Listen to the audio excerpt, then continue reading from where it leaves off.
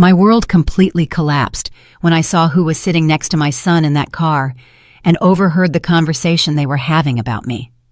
My name is Lydia. I'm 62 years old, and I never could have imagined I would uncover the most cruel and heartless plan devised by my own family.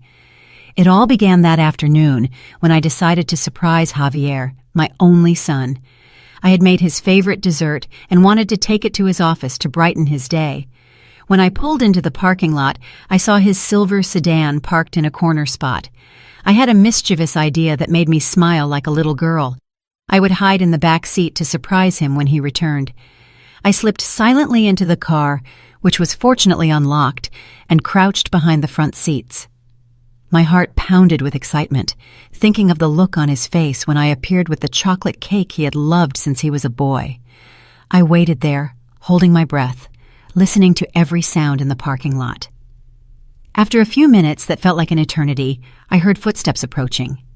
The car doors opened and Javier got in the driver's seat. But then another person took the passenger seat. It was a woman. At first, I thought she might be a co-worker until I heard her voice and immediately recognized it as Raquel, his wife. My first reaction was one of tenderness. How sweet that they had decided to leave work together. But my smile faded as they began to talk. The first words that came out of Raquel's mouth were like daggers to my heart. "Are you absolutely sure no one will suspect anything when it happens?" she asked in a cold voice I had never heard before. "Raquel, we've talked about this 1,000 times. The plan is perfect. Mom will have a very natural, very believable accident. No one is going to question it when a woman her age slips on the stairs in her old house," Javier replied in a tone that chilled me to the bone. The air seemed to escape from my lungs. I couldn't be hearing what I thought I was hearing. My son, my only son, the boy I had raised alone after his father died when he was just 8 years old, was planning to kill me. And after the funeral, when everything calms down, we can sell that old house and move into the subdivision we've always wanted. With the $200,000 that property is worth, plus the savings she has put away, we can live like we've always dreamed. Raquel continued with a perverse excitement in her voice. My mind went numb. That house she called old was the place where I had sacrificed everything to give Javier the best life possible. Every room held memories of sleepless nights when he was sick, of birthdays celebrated with little money but lots of love, of afternoons doing homework together at the kitchen table. "Alvin and Patricia are on board, right?" Javier asked, and hearing those names, my heart broke even more. Alvin was my older brother, and Patricia, his wife, were also involved in this diabolical conspiracy. "Of course they are. Your uncle is desperate for the money ever since he lost his job. And Patricia won't stop reminding me that your mother has always been very stingy with them. She says it's time for the family to get what they deserve," Raquel replied with contempt. Stingy. That word echoed in my mind like a painful echo. I had worked cleaning houses since I was 18 to support my son. I had even sold my wedding jewelry to pay for his college tuition. I never bought myself a new dress so he could have everything he needed. "The life insurance is going to help too. That's another $100,000 we'll get with no problems," Javier added. And in that moment, I knew there was nothing left of the sweet boy I had raised. My tears began to fall silently as I remained crouched, praying they wouldn't discover me. My body trembled not only with fear, but with a sadness so profound I felt like I was going to break in two. The conversation continued for several more minutes, detailing every aspect of my planned death. They had thought of everything, the exact moment, how to make it look accidental, even how they would act at the funeral to appear heartbroken.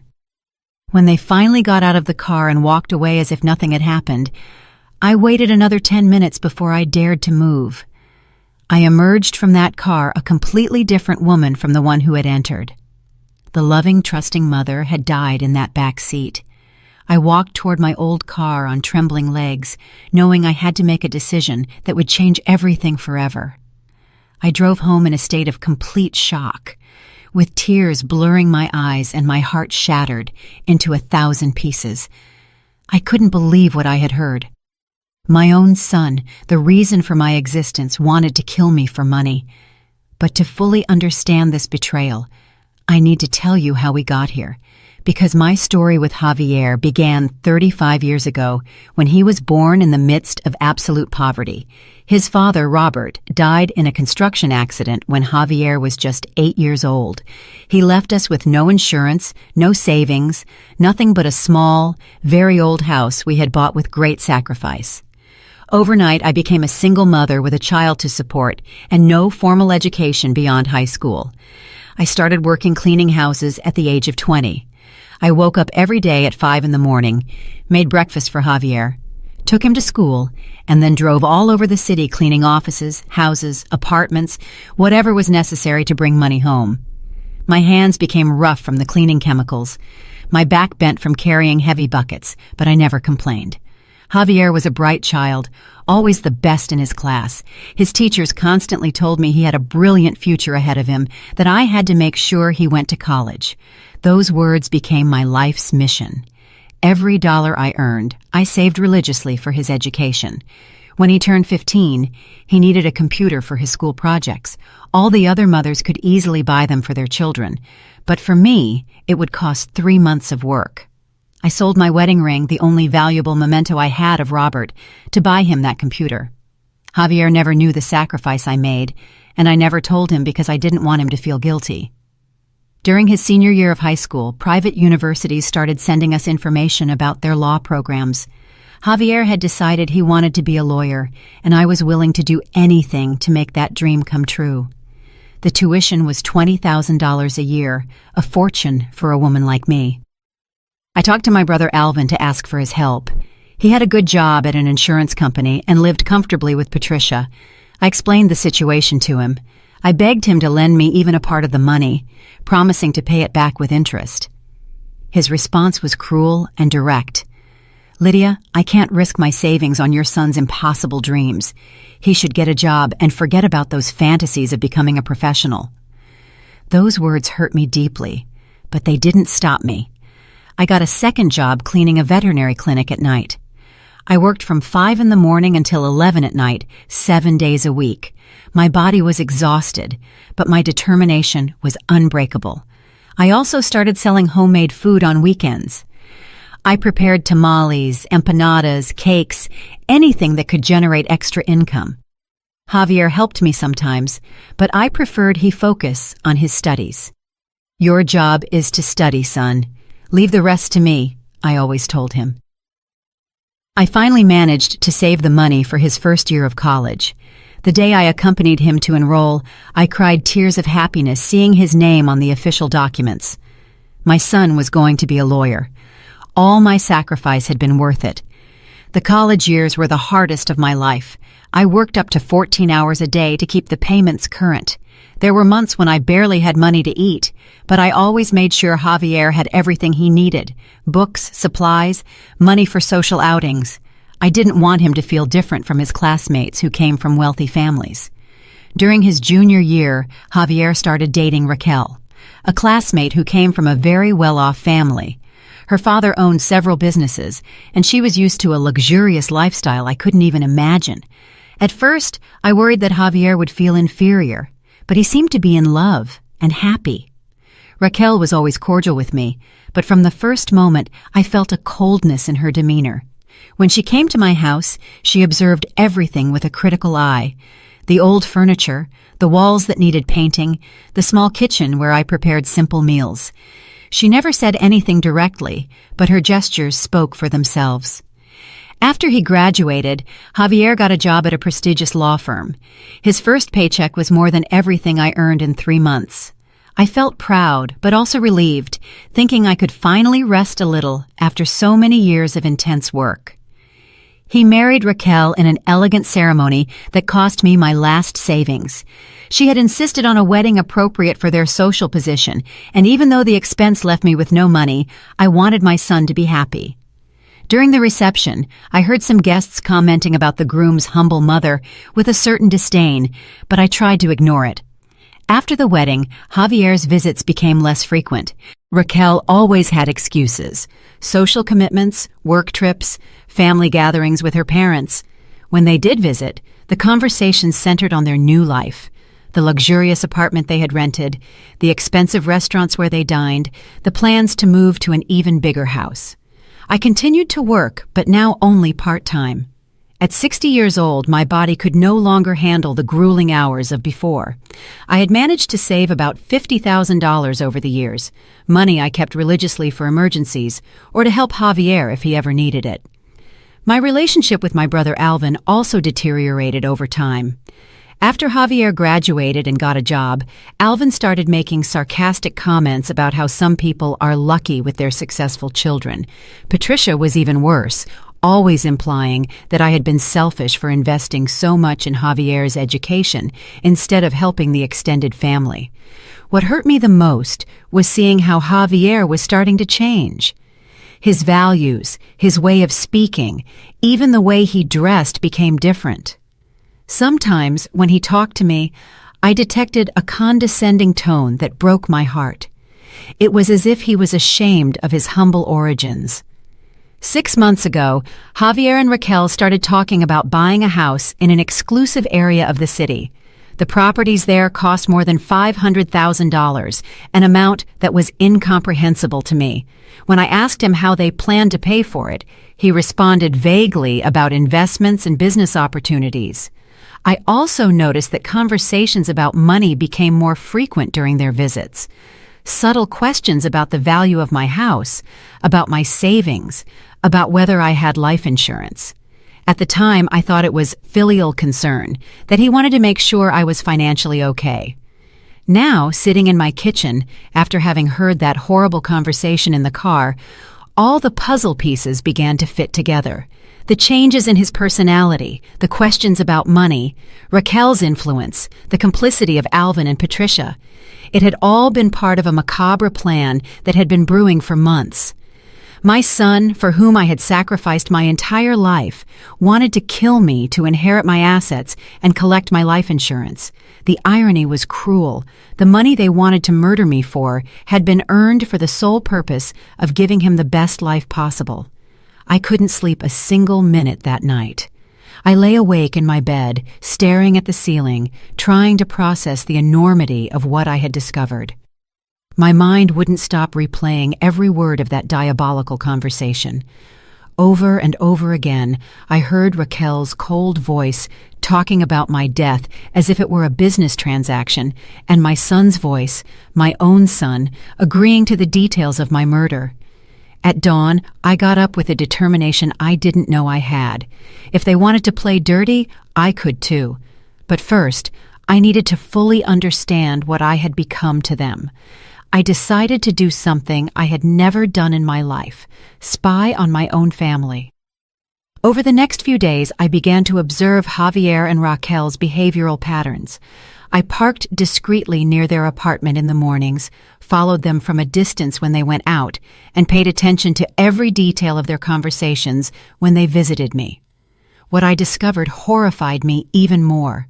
Their lifestyle was completely unsustainable with the income they had. Javier earned a good salary as a lawyer, about $6,000 a month, but Raquel had stopped working after the wedding, and their expenses were excessive. They ate at restaurants that cost more than $200 a dinner.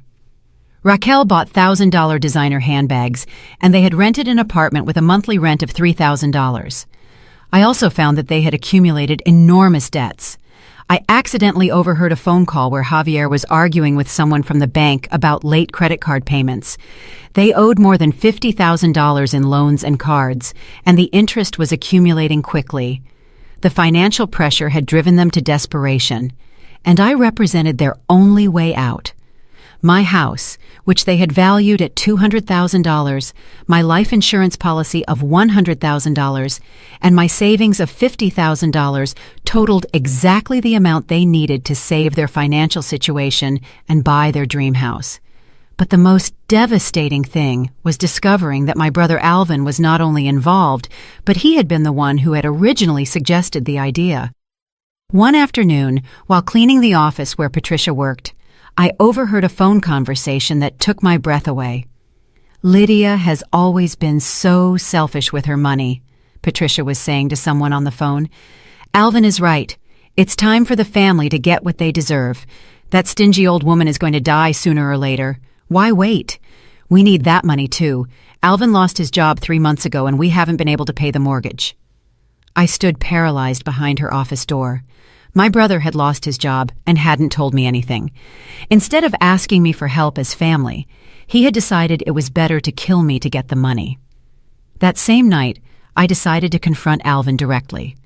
I went to his house without warning, something I never did, and knocked on the door with my heart pounding violently.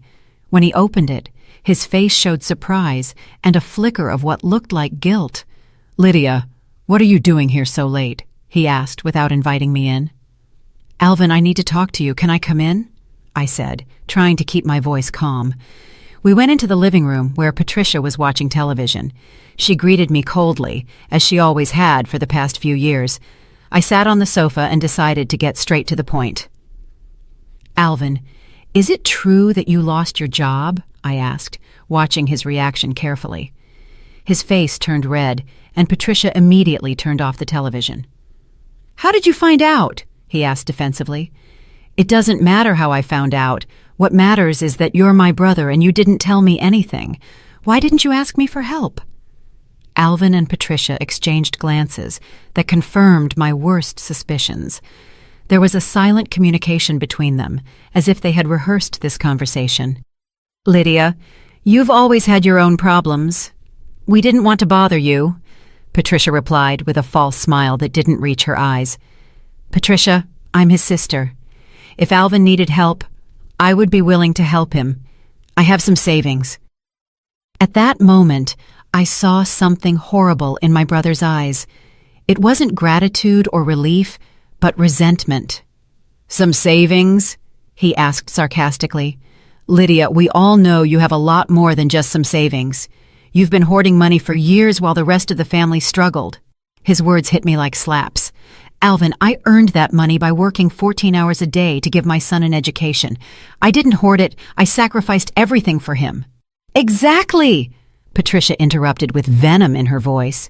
"Everything for Javier. You never thought about helping your own brother. When he needed money for college, you told him no. But for your little prince, Javier, there was always money." The conversation was getting aggressive, and I could feel the hostility growing in the room. It was as if years of accumulated resentment were bubbling to the surface. "You don't understand," I tried to explain. "I wanted Javier to have opportunities we never had. I wanted to break the cycle of poverty in our family." "And what about breaking the cycle of favoritism?" Alvin shouted, standing up. "What about thinking of your brother who also needs help? It's always been the same, Lydia. Since we were kids, you were Mom and Dad's favorite, and now you act as if you're better than us." These accusations were completely false, but I saw that they had built a narrative to justify their resentment. In their version of the story, I was the selfish, privileged sister, while they were the misunderstood victims. "If you needed money so badly, why didn't you ask me directly?" I insisted, even though I already knew the answer. Patricia laughed bitterly. "So you could give us handouts like we were beggars? So you could make us feel inferior like you always have?" "I have never tried to make you feel inferior." "Oh no?" Alvin yelled. "And what about when you bought a house and we were still renting? And when Javier graduated from college and our kids barely finished high school? And when you brag about your savings while we struggle to make ends meet?" Every accusation was more unfair than the last. I had worked like a slave to get everything I had. I hadn't inherited anything. I hadn't been lucky. I had sweated blood for every dollar. But to them, my relative success was a personal affront. "Alvin, if you need money, I can lend you $10,000 right now," I offered desperately, trying to find a peaceful solution. $10,000? Patricia scoffed. "Lydia, we know perfectly well how much money you have. The house is worth $200,000, you have $50,000 in savings, and your life insurance is for $100,000, and you offer us $10,000 like we're beggars?" My blood ran cold when I heard those exact figures. They knew too much about my financial situation. Someone had been investigating my finances in great detail. "How do you know so much about my money?" I asked with a trembling voice. Alvin and Patricia fell silent, but their faces gave them away. They had said more than they should have. I got up from the sofa on shaky legs. "I think I have my answer," I said, heading for the door. "Lydia, wait!" Alvin yelled behind me, but I was already leaving the house. That night, I confirmed what I already knew. My own family saw me as an obstacle between them and the money they believed they deserved. It wasn't just Javier and Raquel. It was an entire family conspiracy that had been growing silently for months. The following days were the darkest of my life. I found myself in a situation I never imagined, knowing that my own family planned to murder me, but unable to turn to anyone. Who do you tell that your son wants to kill you? Who would believe you?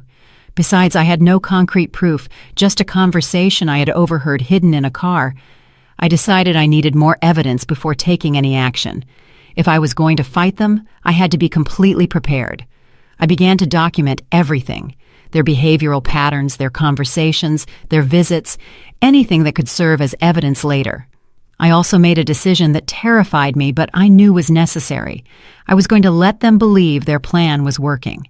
If I acted suspiciously or confronted Javier directly, they could change their strategy and become even more dangerous. Instead, I decided to continue playing the role of the naive, trusting mother.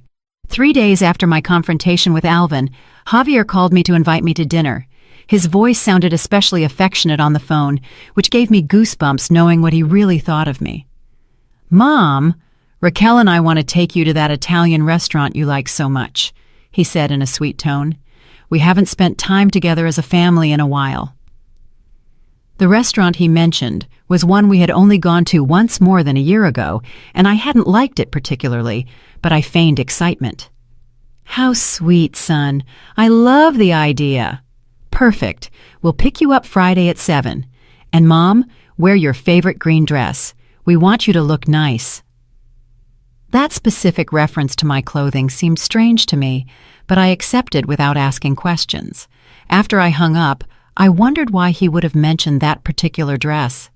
It was one I had bought 2 years ago, one of the few expensive dresses I had allowed myself to buy in my entire life. Friday afternoon, I carefully got ready. I put on the green dress, as he had asked, fixed my hair, and put on a little makeup. As I looked at myself in the mirror, I tried to ignore the voice in my head that told me this could be my last dinner. Javier and Raquel arrived punctually at 7. Javier looked nervous, though he tried to hide it with forced smiles and superficial comments about the weather. Raquel, on the other hand, seemed completely calm, almost cheerful, which I found even more disturbing. On the way to the restaurant, the conversation was strangely formal. They talked about Javier's work, about some supposed vacation plans, about anything but us as a family. I responded automatically, but my mind was completely focused on observing every detail of their behavior. At the restaurant, Raquel insisted I order the most expensive dish on the menu. "Lydia, we're paying for everything tonight. Order whatever you want without worrying about the price," she said with a smile that didn't reach her eyes.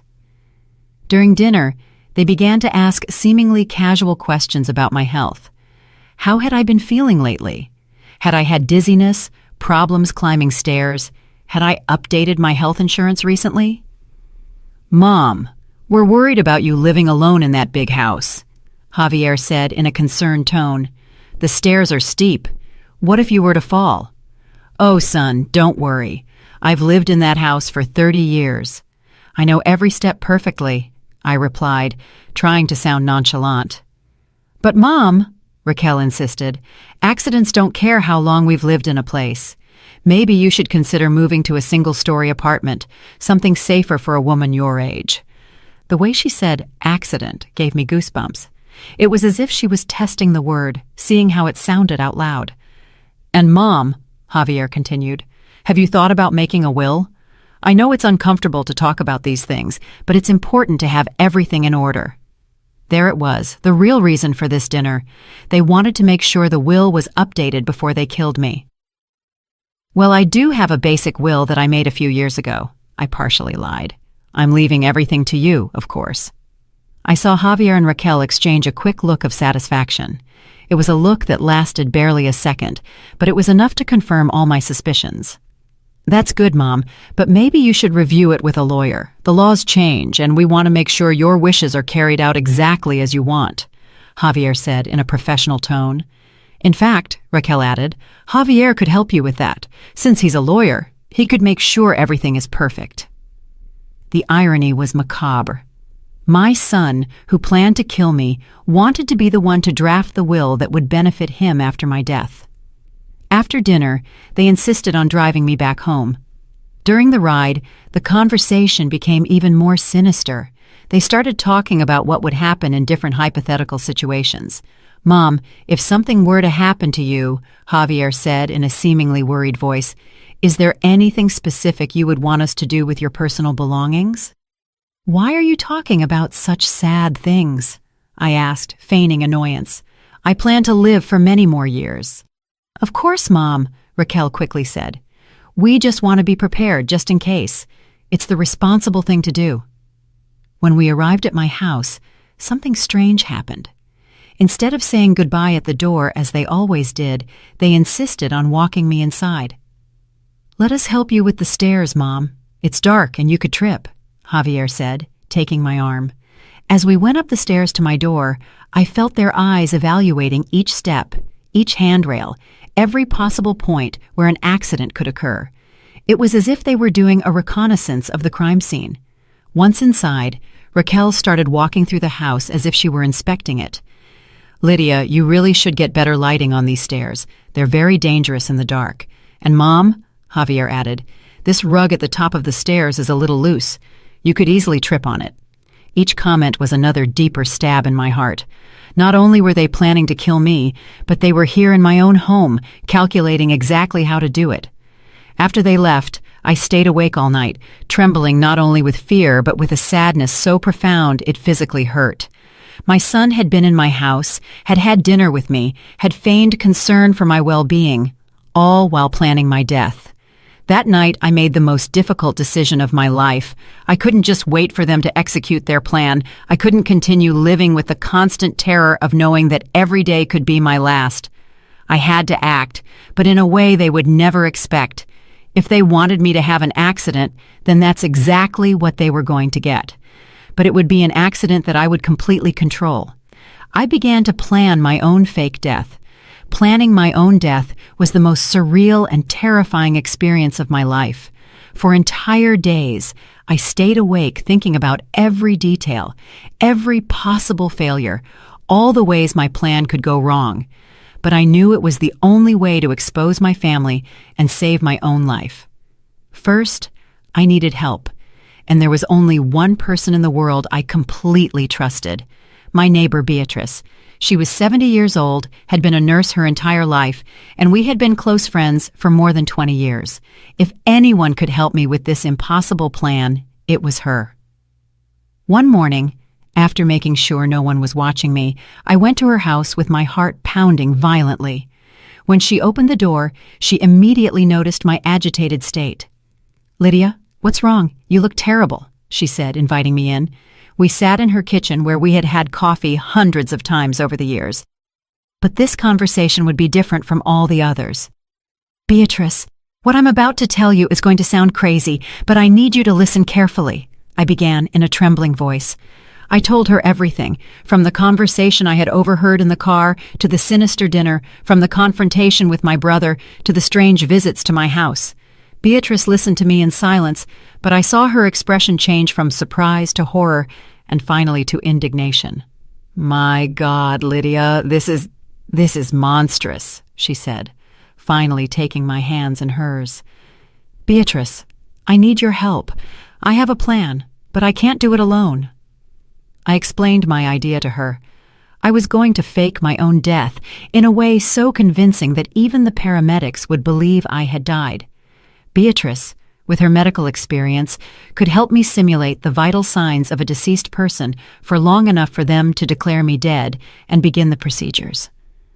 "Lydia, do you realize how dangerous this is? If something goes wrong, if I don't—" "I'm going to die for real," I interrupted her. "They already have everything planned. It's only a matter of time." Beatrice closed her eyes, thinking intensely. "We would need specific medications.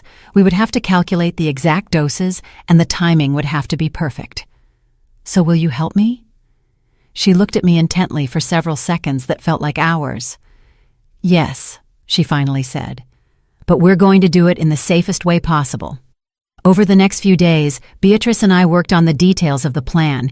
She had kept contacts at the hospital where she had worked for decades and was able to discreetly obtain the medications we needed. We also identified the emergency medical technician who would respond to the call, a young man named Ruben who had just graduated and wouldn't have enough experience to detect a sophisticated simulation. The plan was complex but feasible. I would take a specific combination of medications that would reduce my vital signs to almost imperceptible levels. Beatrice would be present to find my body and call emergency services. When the paramedics arrived, she would help guide the evaluation in a way that would confirm my death without them investigating too deeply.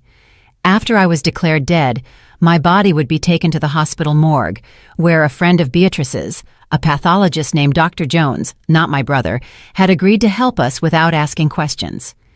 He would falsify the death certificate and allow me to resurrect in private once the effects of the medications wore off. Meanwhile, I would remain hidden in a secret room in Beatrice's basement, watching and recording everything my family did after my supposed death. The most difficult part of the plan was the legal and logistical aspect. We needed to ensure there wouldn't be an autopsy, which meant my death had to look natural and expected for a woman my age.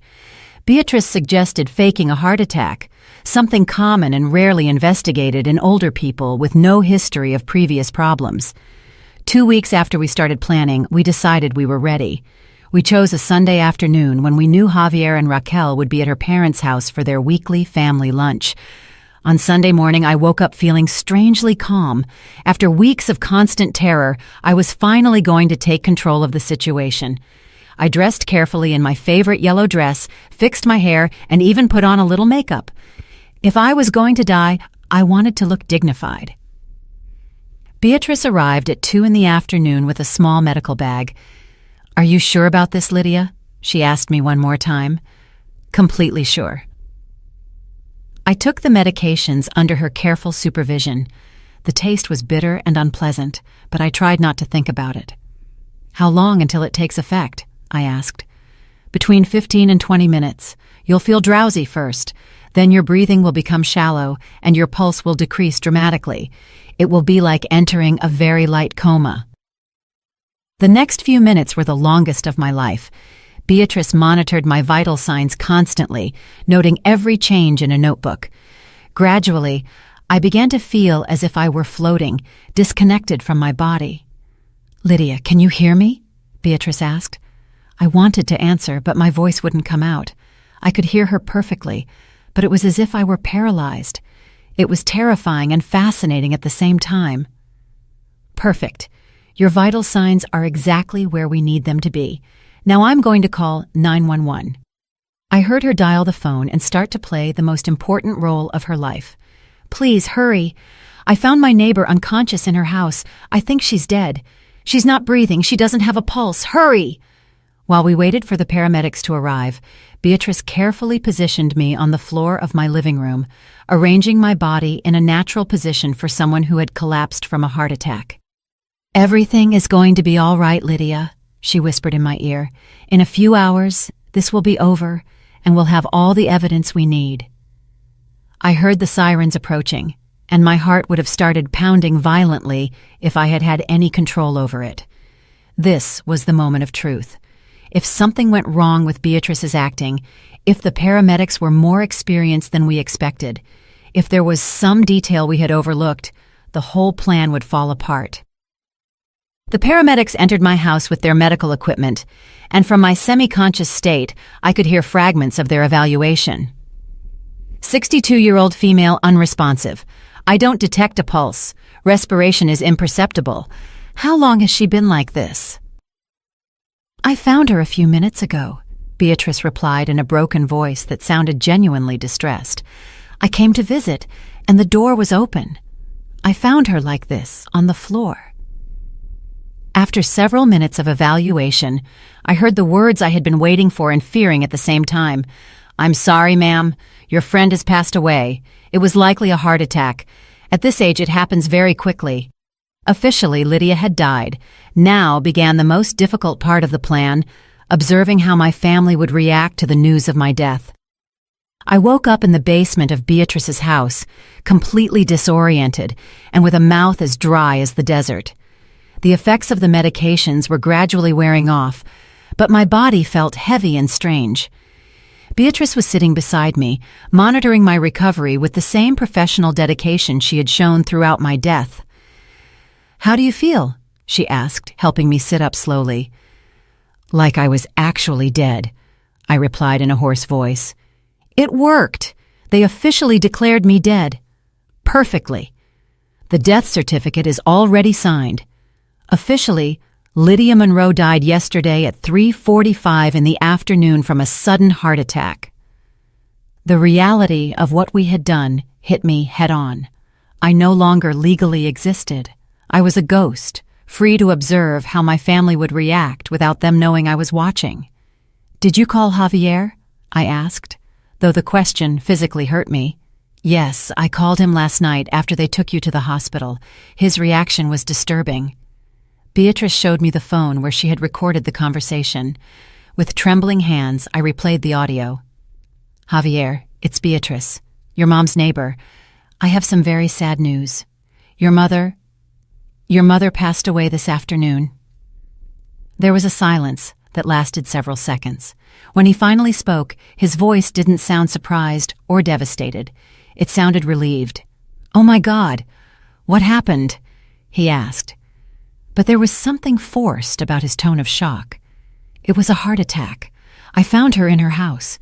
The paramedics said it was very quick, that she didn't suffer." "I see. Thank you for calling me, Beatrice. Raquel and I will go to the hospital immediately to take care of everything." "Javier, I'm so sorry. I know how much you loved your mother. Yes, it's a terrible loss. But my mom had been having some health problems lately. I guess it was her time." That lie about my supposed health problems pierced me like a dagger. He was building a narrative to justify my death before anyone asked uncomfortable questions. After listening to the recording, I couldn't hold back the tears, the coldness in his voice, the ease with which he had accepted the news, the lie about my health. It all confirmed that they had really been planning my death. "There's more," Beatrice said softly. "I installed hidden cameras in your house before you died. I wanted to capture their reaction when they went to pick up your things." She showed me her laptop, where she had access to the cameras in real time. On the screen, I could see my own living room, empty and silent. It was strange to see my house from this perspective, knowing it was no longer technically my home. "When do you think they'll come?" I asked. "Probably today. People don't usually wait long to go through the belongings of the deceased, especially when money is involved." We didn't have to wait long. Around noon, we heard the sound of keys in the lock of my house. Javier, Raquel, Alvin, and Patricia entered together like a well-coordinated team. What I saw next tore my soul to shreds.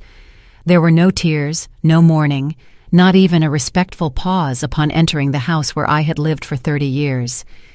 They immediately began evaluating my belongings as if they were appraisers at an auction. "Well, finally," Patricia said with obvious relief in her voice.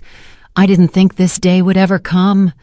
"Patricia, please," Javier said, but his tone was more of caution than genuine reproach. "We just lost my mom." "Oh, Javier, don't give me the sentimental stuff now. We all know this was necessary," Raquel said, with a coldness that chilled my blood. "Your mother lived her life. Now we can live ours." Alvin was already checking the kitchen cabinets, looking for important documents. "Where do you think she kept the bank papers? We need to find the information for her savings accounts." "Check the desk in her bedroom," Javier suggested. "She was always very organized with those papers." I watched them scatter through my house like vultures, touching my belongings, evaluating their value, planning how they would divide my inheritance. It was like watching my life being torn apart by people who were supposed to love me. Raquel found my jewelry box and began to examine each piece. This gold chain might be worth something, and these earrings, even though they're old, might have some sentimental value for someone. "Sentimental value isn't going to pay the mortgage," Patricia said sarcastically. You'd better focus on what's actually worth money. Javier found my financial documents in the desk drawer, exactly where I had always kept them. Here they are. Savings account at Northwood Bank, $3,000. Checking account, $8,000. And here's the life insurance policy. How much is the insurance? Alvin asked eagerly.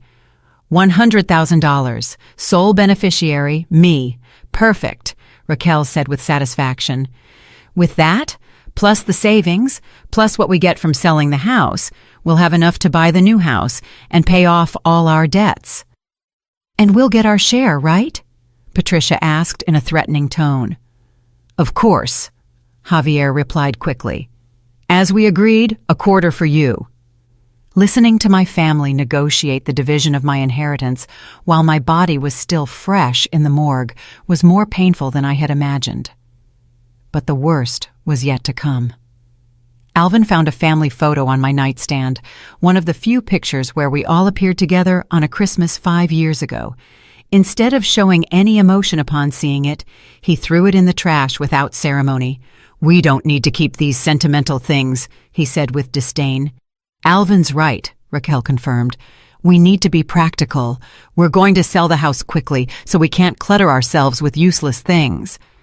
But it was Patricia who said the words that hurt me the most.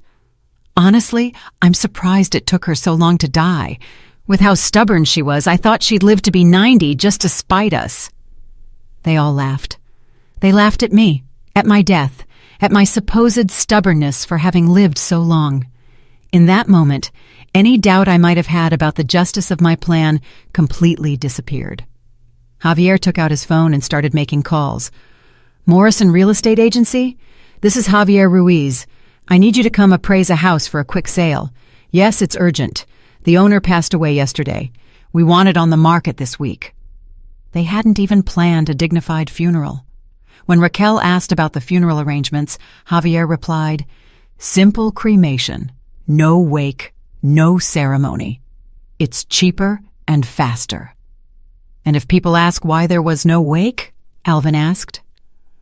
We'll tell them it was her last wish, that she wanted something simple and private, Javier replied without hesitation. They were stealing even my dignity in death. There would be no opportunity for my few friends to say goodbye. There would be no recognition of my life of sacrifices. There would be nothing but an anonymous, quick cremation.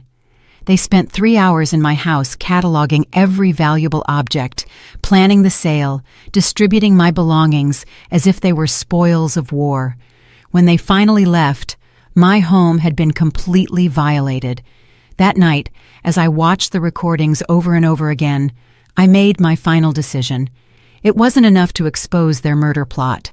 I had to make them pay for every cruel word, for every moment of coldness, for every piece of my life they had destroyed with their greed. Beatrice, I said with determination, I need you to help me with the second part of the plan. What do you have in mind? She asked, although from her expression I could see she already knew it would be something dramatic. I'm going to rise from the dead at the most humiliating possible moment for all of them, and when I do, I'm going to make sure the whole world knows exactly what kind of people they really are. My family believed they had won the lottery with my death. They had no idea that the real lottery was just beginning, and they had bet on the wrong number. The next few days were an emotional roller coaster that took me from the deepest anger to a steely determination I didn't know I possessed. From my hiding place in Beatrice's basement, I continued to watch my family's every move through the hidden cameras, documenting every cruel conversation, every heartless decision they made about my supposed inheritance. Beatrice had installed more discreet cameras in strategic places, Javier's office, Alvin's house, even in Raquel's car. Her experience as a nurse had taught her to be extremely meticulous, and that meticulousness had transferred perfectly to our spy operation. Lydia, you need to see this, Beatrice told me on the morning of the third day, pointing to her laptop screen.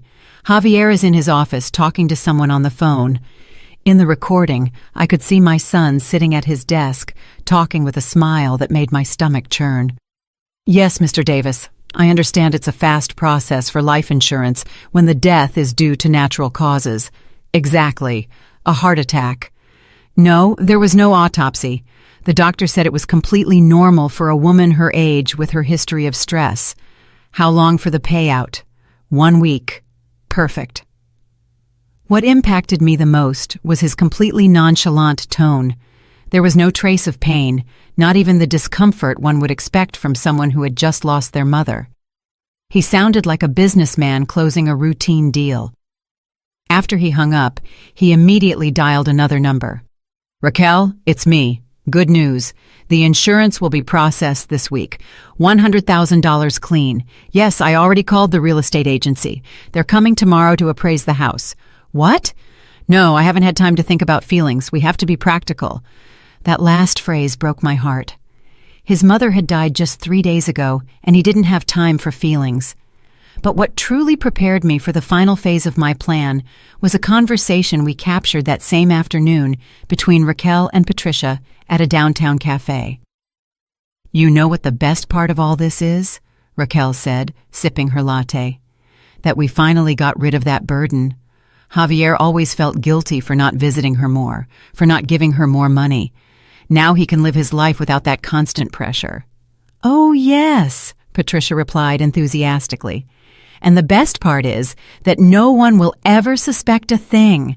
It was Alvin's perfect plan. An old lady in her 60s, dying of a heart attack. Who's going to question that?" "Exactly. And now we all win. You and Javier can buy your dream house. Alvin can pay off his debts. And I can finally stop pretending I liked that bitter old woman."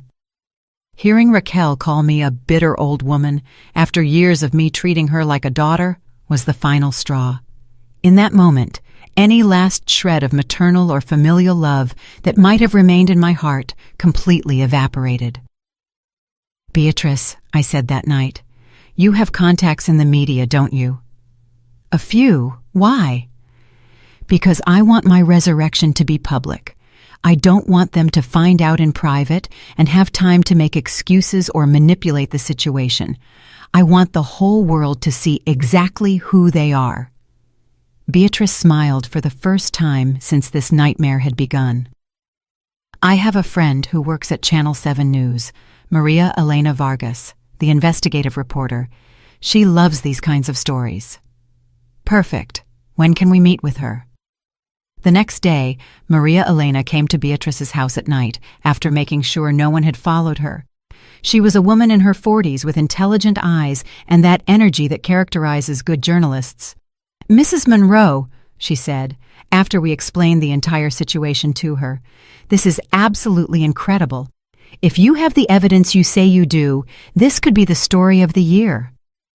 We showed her the video and audio recordings we had compiled over the past few days.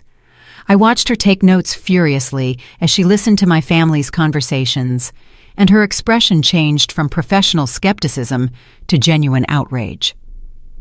"This is monstrous," she murmured, after watching the recording where Patricia suggested they had been waiting for my death for years. "And they plan to have a meeting to officially divide the inheritance," I added. "Yes," I replied. "Javier once told me that when something happened to any family member, we would have a formal meeting to read the will and distribute the assets. He said it was the civilized thing to do." "When do you think that meeting will be?" she asked. "Probably next Saturday. That's when the whole family is usually available." Maria Elena closed her notebook and looked me directly in the eyes. "Mrs. Monroe, if we do this, there's no going back. Once it airs, your life and your family's lives will change forever." "They already changed forever the day they decided to kill me for money," I replied without hesitation. "Now I want the whole world to know what kind of people they really are." Over the next few days, Maria Elena and her team prepared everything for what they called the most dramatic resurrection in the history of local television. They installed additional cameras in my house, coordinated with the police department to have officers ready to arrest my family for conspiracy, and even contacted a judge to be present during the revelation. The plan was simple, but devastating. My family would gather at my house on Saturday afternoon for the official reading of the will. While they were discussing how to divide my inheritance, I would appear at the front door, accompanied by the television cameras, the police, and all the evidence of their conspiracy. On Friday night, Javier called all the family members to confirm the meeting. "Tomorrow at 3 in the afternoon at Mom's house," he told each one. "Bring ID because the lawyer will need to verify who the legal heirs are." That lie about the lawyer enraged me. There was no lawyer. They had just invented that excuse to make the meeting seem more official and legal. That night, I could barely sleep, but it wasn't due to nerves. It was due to anticipation. After days of pain, betrayal, and humiliation, I was finally going to get justice. But more than justice, I was going to get something even more satisfying, the complete truth exposed for the whole world to see. Saturday morning, I got ready carefully. I put on the red dress I had bought for Javier's wedding. I did my makeup as if it were a special occasion and fixed my hair impeccably. If I was going to rise from the dead, I wanted to look absolutely radiant. "Are you ready for this?" Beatrice asked me as she checked the recording equipment one last time. "I've been ready since the moment I heard my son planning my death," I replied with a calm that surprised me. "Today, they're going to find out that Lydia Monroe isn't so easy to kill." Maria Elena arrived with her camera crew at 2 in the afternoon. "The hidden cameras show they're already arriving at your house," she informed me. "Your brother and sister-in-law just got here. Your son and daughter-in-law are parking now." I watched on the screens as my family entered my house for the last time as heirs. They didn't know that in an hour, their lives would turn into a public nightmare from which they would never recover. "Mrs. Monroe," Maria Elena said to me seriously, "in a few minutes, you're going to walk through that door and confront the people who plan to kill you. Is there anything specific you want to say to them?" I smiled for the first time in weeks. "Oh yes, I have a lot to say to them."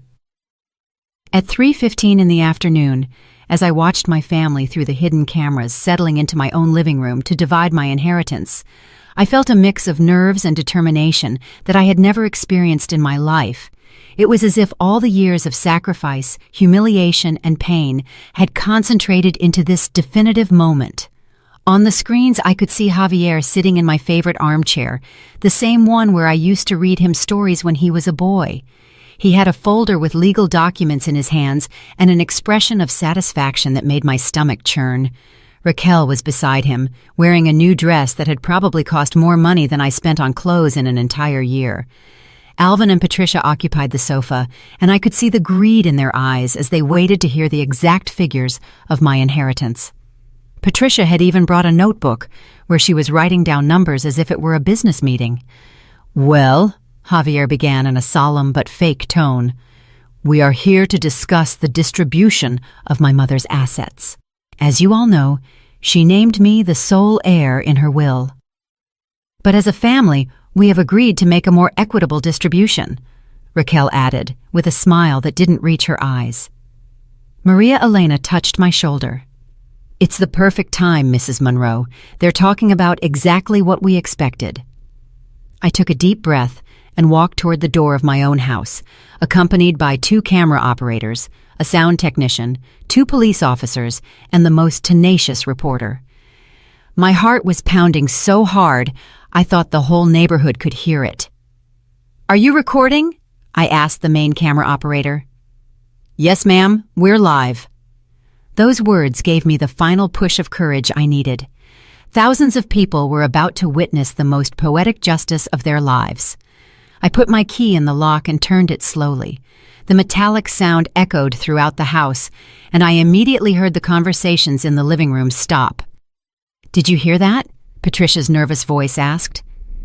"It must be the wind," Alvin replied, but his voice sounded uneasy. I opened the door and walked directly into the living room, where my family was sitting, discussing how to spend the money from my death. The television cameras followed me, capturing every second of what was about to become the most dramatic moment of their lives. When I appeared in the doorway of the living room, the silence that followed was absolute and terrifying. Raquel was the first to see me. Her face went completely pale, and she let out a scream that probably echoed throughout the neighborhood. "Oh my God, it can't be!" Javier got up from the armchair so quickly that he knocked all the documents to the floor. His eyes were so wide I thought they were going to pop out of their sockets. "Mom, but you're dead!" Patricia started crying hysterically, not with joy at seeing me alive, but clearly with terror. "It's a ghost! It's a ghost! Lydia died! We all saw the death certificate!" Alvin remained completely still, as if he had been turned to stone. His mouth was open, but no sound came out. "Hello, my dear family," I said in the calmest voice I could produce. "I hope I'm not interrupting anything important." Maria Elena entered behind me with her cameras. "Good afternoon. I'm Maria Elena Vargas from Channel 7 News, and we're broadcasting live what could be the most shocking story of the year." "What's going on here?" Javier yelled, finally regaining the ability to speak, though his voice sounded completely hysterical. "What's going on, my dear son?" I replied, walking slowly to the center of the room, "is that I have returned from the dead to personally hear how you were planning to divide my inheritance." But the hospital, the death certificate, you were cremated," Raquel stammered, visibly trembling. "Ah, yes, the cremation," I smiled with satisfaction. "How interesting that you mentioned that, Raquel, especially considering that you decided on cremation without a wake because it was cheaper and faster. Isn't that right?" The cameras perfectly captured the look of horror on her face when she realized I knew exactly what they had said. "Mrs. Monroe," Maria Elena intervened, "could you explain to our audience what led you to fake your own death?" I turned to the cameras, aware that thousands of people were watching this confrontation in real time. I was led to fake my death by discovering that my own family had planned to murder me to collect my inheritance. "That's a lie!" Javier yelled, but his voice sounded more desperate than outraged. "A lie?" I asked calmly. "Do you mean lies like this?" I took out my phone and played the recording of the conversation I had overheard in his car. His and Raquel's voices filled the room, discussing the details of my planned death. "Are you absolutely sure no one will suspect anything when it happens? The plan is perfect. My mother will have a very natural, very believable accident." As the recording continued, I saw my family's faces change from shock to pure terror. Raquel began to cry uncontrollably, but they weren't tears of remorse, but of panic as she realized they had been discovered. "That recording is fake!" Patricia yelled desperately. "Someone fabricated it! Lydia is crazy!" "Fake?" I asked, and took out another phone. "And what about this other conversation, Patricia? The one you had with Raquel at the cafe yesterday, where you said it was Alvin's perfect plan?" I played the second recording, where Patricia spoke openly about how they had been waiting for my death for years, and how no one would ever suspect a thing. Alvin finally spoke in a trembling voice. "Lydia, this is a terrible misunderstanding. We would never do something like that." "A misunderstanding?" I laughed bitterly. "Is it also a misunderstanding that you were all here in my house yesterday, dividing my belongings like vultures? Is it a misunderstanding that Javier had already called the insurance company to collect my life insurance policy?" Maria Elena turned the microphone directly to Javier. "Mr. Ruiz, how do you explain these recordings, where you are clearly heard planning your mother's death?" Javier was sweating profusely and his hands were trembling. This is a conspiracy. Someone is trying to destroy our family." "A conspiracy?" I interjected. "Like the conspiracy you four made to kill me? Like the conspiracy where you agreed to give Alvin and Patricia a quarter of my inheritance in exchange for their complicity?" At that moment, one of the police officers stepped forward. "Javier Ruiz, Raquel O'Malley, Alvin Monroe, and Patricia Taylor, you are under arrest for conspiracy to commit murder." "No!" Raquel screamed. "This can't be happening. She's dead. We saw her die." "You didn't see me die," I replied with satisfaction. "You saw me act, and apparently I acted much better than you ever pretended to love me." As the officers began to handcuff my family, Maria Elena continued with the live interview. "Mrs. Monroe, How does it feel to confront the people who plan to kill you? It feels like justice, I replied, looking directly at the cameras. For 35 years, I sacrificed everything for my son. I worked 14 hours a day, sold my jewelry, gave up my own life to give him the education and opportunities he needed. And this is how he repaid me, by planning my death for money. Javier, with his hands now cuffed, looked at me with a mixture of hatred and despair. Mom, please, this is a mistake. I love you. I've always loved you. You love me? I asked in a voice that was broken but strong. Do you love someone you plan to kill for $200,000? Do you love someone whose death you celebrate without even organizing a dignified funeral? That's not true. Silence, I yelled with a strength I didn't know I had. I'm not going to listen to any more lies from your mouth. I heard everything, Javier. I heard how you planned my accident. I heard how you laughed about my death. I heard how Patricia said she was surprised it had taken me so long to die. I heard how you divided my money before my body was even cold. The tears finally began to fall from my eyes, but they weren't tears of sadness. They were tears of liberation. Maria Elena, I said, turning to the reporter, I want the whole city to know that family isn't always the one you share blood with. Real family is the one that loves you unconditionally, that takes care of you when you're vulnerable, that mourns your death instead of celebrating your inheritance. As the officers led my son, my daughter-in-law, my brother, and my sister-in-law away, Javier yelled at me from the door, "This isn't over, Mom. We'll fight this in court." "No, Javier," I replied with a calm that surprised me. "This ended the day you decided your mother was worth less than money.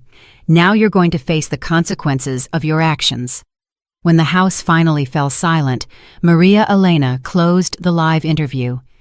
This has been one of the most extraordinary stories I have covered in my 20 years of journalism. A mother who faked her death to expose the family that planned to kill her. From here, Maria Elena Vargas, Channel 7 News. I sank into my favorite armchair, the same one where Javier had been sitting planning my inheritance just an hour before. For the first time in weeks, I felt truly at peace. Beatrice came in and sat beside me. "How do you feel?" "Like I've finally woken up from the worst nightmare of my life," I replied, and as if the real Lydia Monroe just returned from the dead. The months that followed my resurrection were like living in a completely new world. The story went viral within hours, and not just locally. Media outlets all over the country covered what journalists called the most perfect family revenge in modern history. My phone wouldn't stop ringing. TV producers wanted to make documentaries, writers wanted the book rights, and even a Hollywood company contacted me to make a movie. But the most important thing for me was that finally, after decades of silent sacrifice, the whole world knew my story. Social media exploded with messages of support. Thousands of women shared their own stories of maternal sacrifice, of ungrateful families, of children who had abandoned them after receiving everything from them. I became, without wanting to, the voice of all the mothers who had given everything for their families, only to be betrayed in the end. The legal process was faster than expected. The recordings that Beatrice and I had compiled were irrefutable evidence of the conspiracy. Javier, Raquel, Alvin, and Patricia were formally charged with conspiracy to commit first-degree murder, insurance fraud, and planning a homicide for financial gain. During the hearings, their lawyers tried to argue that the recordings had been obtained illegally, but the judge determined that since it was my own house and my own conversations that had been recorded, there was no violation of privacy. In addition, the fact that they had been planning my death justified any means necessary to protect my life. What hurt me the most during the trial was hearing Javier on the stand trying to justify his actions. His lawyer had built a defense based on the idea that I had been a controlling, manipulative mother who had emotionally blackmailed my son throughout his life. My client felt trapped by the constant demands of a mother who was never satisfied with anything, the lawyer argued.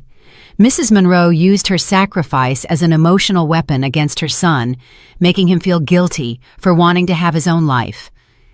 Hearing those lies in a courtroom broke my heart once again.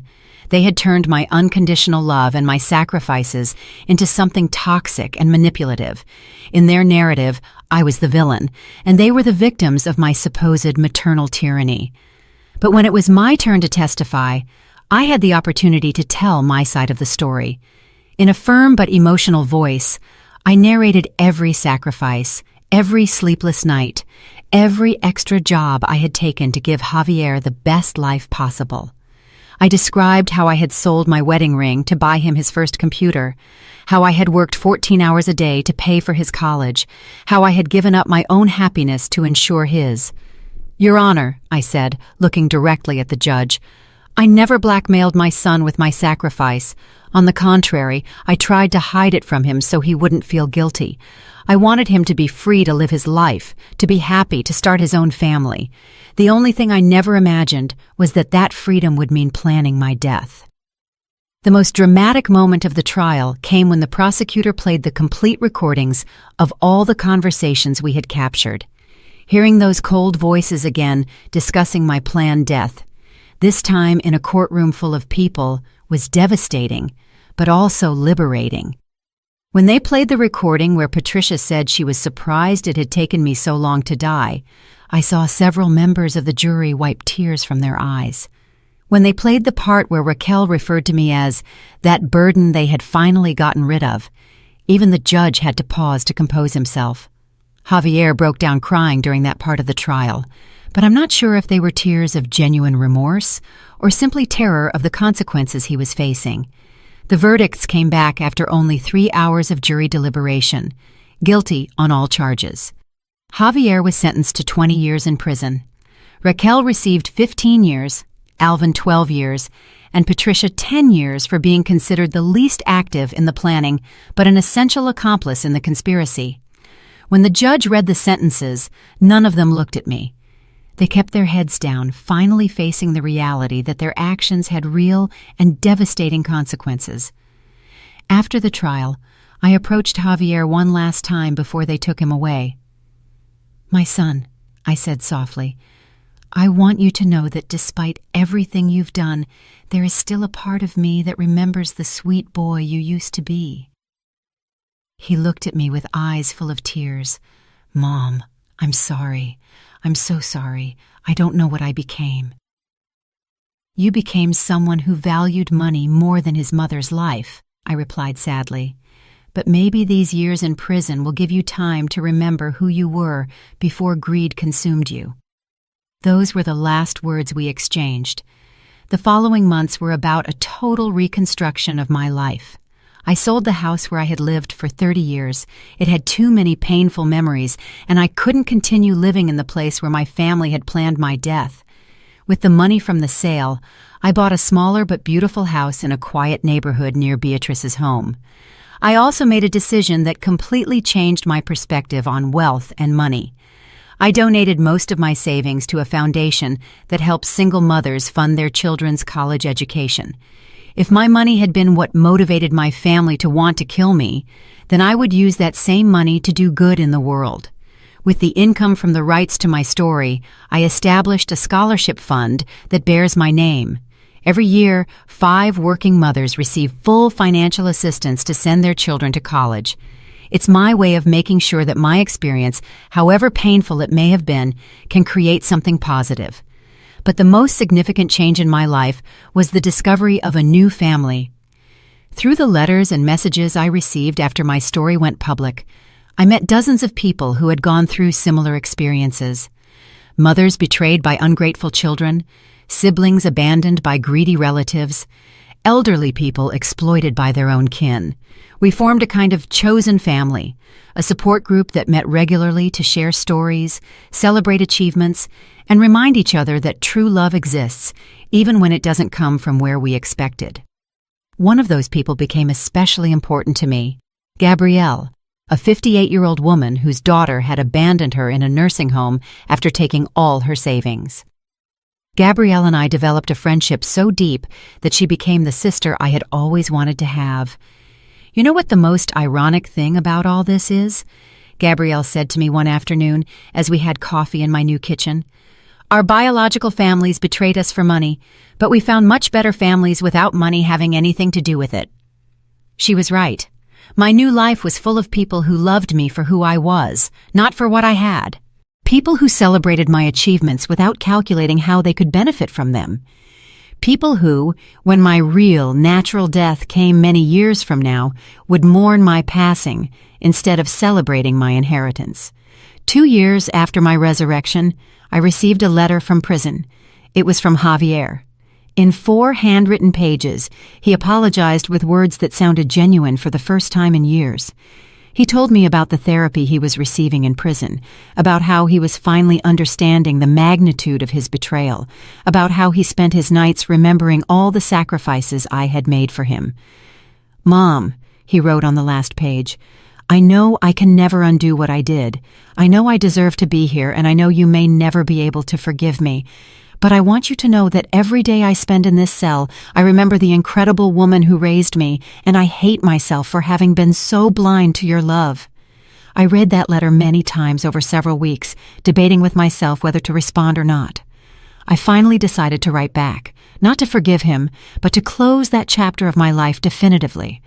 "Javier," I wrote, "I accept your apology because I believe it's sincere, but forgiveness is something you'll have to earn over many years, possibly the rest of your life.